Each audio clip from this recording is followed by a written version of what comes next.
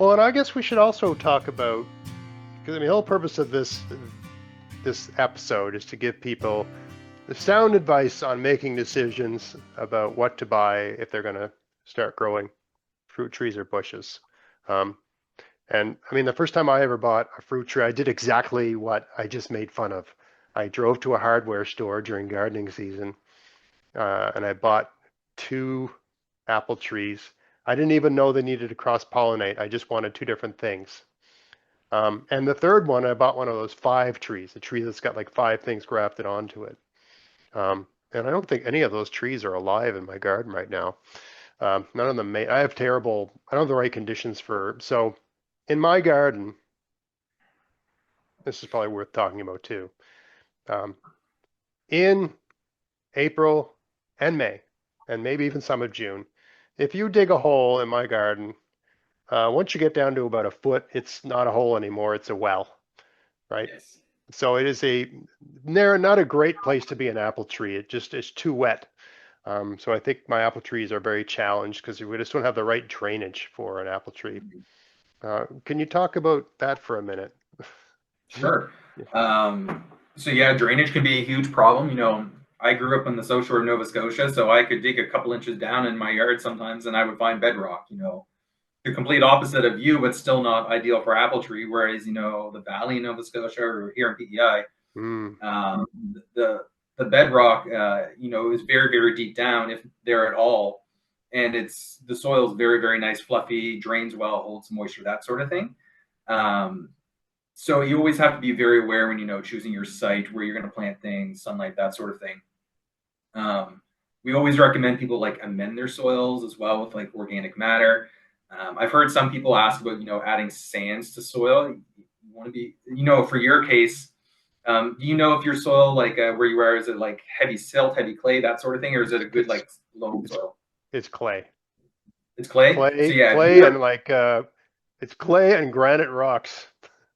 Okay, so Greg from years ago went to the hardware store to buy his couple of apple trees and dug his hole when he got home and saw the hole was backfilling with water. And he's like, well, I know that's too much water and I need better drainage. I'm going to add sand to that, not knowing that your soil is already very, very high in clay. With it being wet and adding that sand, when you start to amend that soil and work that sand in, you've essentially turned your soil into concrete. Concrete, yes, yes, that would be a risk for sure. Yeah. Um, Yeah. yeah. So yeah, I don't really know. I mean, I've read that what I should do is actually build up, like, so create a mound to put the tree in so that Yep. I haven't done that. I'm just lazy. I'm trying to find a tree. I mean, the blueberries are doing fine, but find a variety of tree that just doesn't mind being a little bit wet. You just get I always laziness and luck. But the Yeah. smart thing to do would be to build that up a couple feet and plant there, Yeah. right drainage, I guess. Yeah. Build it up. Build a If berm, you've been in right? the Yeah, exactly. And if you've been on the property for a while, I just bought my house, within the past 5 years, so we've been in it long enough. I already know the grade of the land a little bit. I know where a lot of water likes to pool after rain or snow. So you kind of know those areas where you should and shouldn't plant as well. Right next to where my apple tree is, I have a goldfish pond that's about 6 feet by 12 feet. Yeah, And all I did to make it was dig a hole. There's no bladder, there's no liner, it's just a hole in the yeah, ground. And the fish survive there all year, because all you need to do to make a pond in my garden is make a hole, and it's a pond. It just fills up. that's quite the opposite of what I've grown up with or what I experience here on PEI now. It's very interesting. Yeah, so it's the worst. I really should do something different with my apple trees if I want to have any success. Also, I was going to ask about, so people buy apples at the store. There's certain varieties they like. They're inclined to want to buy those varieties, like the Macintosh, for instance. Um, but I noticed Veseys doesn't sell Macintosh; they sell Nova Mac, right? Yes.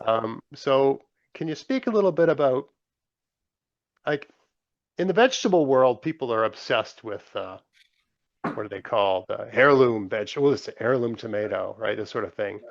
But from my understanding, talking to people that know about apples, uh, you don't want an heirloom.